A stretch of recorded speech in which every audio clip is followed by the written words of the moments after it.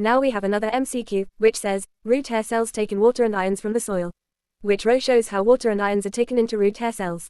The correct answer is option D, water is taken up by osmosis, and ions by active transport.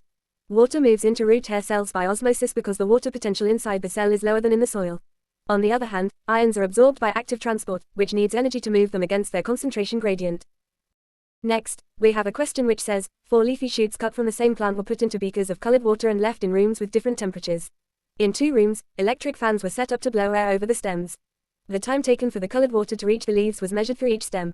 In which stem will the colored water reach the leaves the fastest? The correct answer is option D, 30 degrees Celsius with a fan. That's because the rate of transpiration is highest when conditions favor evaporation. A higher temperature, like 30 degrees Celsius, speeds up evaporation, and the fan increases air movement, both of which make water loss faster. As a result, water uptake and movement through the xylem are also faster.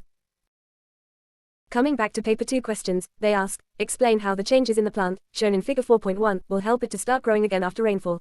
Now, the S. lepidophylla, also called the resurrection plant, is adapted to desert conditions. In dry periods it curls up into a brown ball to protect itself and reduce water loss. So we'll simply write, after rainfall, the plant unfurls, which increases its surface area for capturing light. The green leaves regain chlorophyll, which absorbs light energy and allows photosynthesis to restart. As a result, the plant can make carbohydrates like glucose and starch, which provide energy for growth and repair.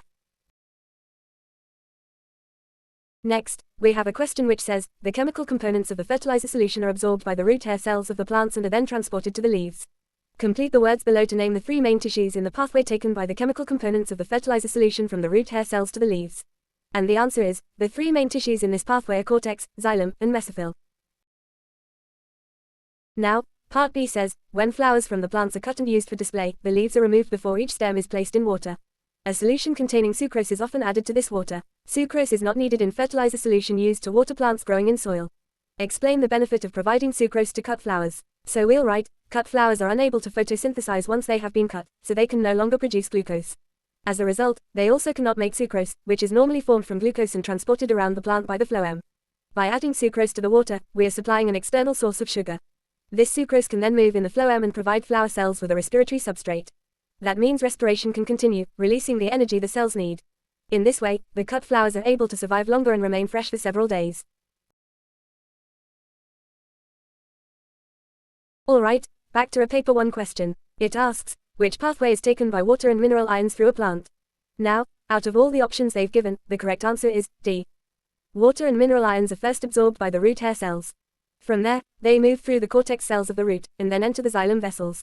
The xylem carries the water upwards through the stem, and finally it reaches the mesophyll cells in the leaves, where processes like transpiration and photosynthesis occur.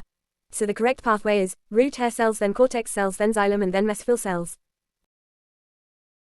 Then, we have a question where a student investigated the rate of transpiration in a green plant that was growing in soil in a pot.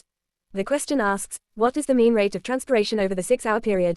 So let's calculate it step by step. At 9 o'clock, the initial mass was 1276 grams. At 15, the final mass was 1252 grams. That means the mass lost is 1276 minus 1252, which gives us 24 grams. Now, the time taken is from 09 to 15, that's 6 hours.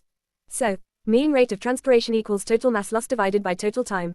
That's 24 grams divided by 6 hours equals 4 grams per hour. So the correct answer is option D, 4 grams per hour. Then we have another question which says, water moves from the soil to the atmosphere through a plant. The water enters the plant through the root hair cells and moves into the root cortex. Where does the water move into from the root cortex? The correct answer is C, into the xylem vessels. Water is absorbed by the root hair cells, then it moves through the root cortex, and from there it enters the xylem vessels, which transport it upwards through the plant. Then the next MCQ says, the graph shows the loss of water vapor from 2 different plants growing in identical conditions. What is a possible reason for the difference in the volume of water vapor lost from the 2 plants? The correct answer is C, the surfaces of the mesophyll cells of plant X have a greater surface area. Transpiration, which is the loss of water vapor, happens from the surfaces of mesophyll cells inside the leaf. If the mesophyll cells have a larger surface area, more water can evaporate, which increases the rate of transpiration. That's why plant X shows a higher water vapor loss compared to plant Y. Then next, we have a question that says, the diagram shows a plant cell. Compared with the rest of the cell, which row describes the concentrations of oxygen and magnesium inside structure P during the daytime. This structure P is a chloroplast. In the daytime, photosynthesis takes place in the chloroplasts, and this process produces oxygen, so the oxygen concentration is high.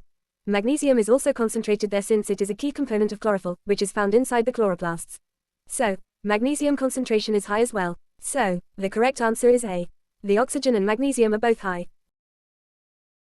Next again, the question says, the diagram shows a root hair cell. How does the shape of the cell help the plant? The correct answer is D. It increases the surface area for water uptake. That's because the long, thin projection of the root hair cell greatly increases its surface area to volume ratio, which makes the absorption of water and mineral ions from the soil much more efficient.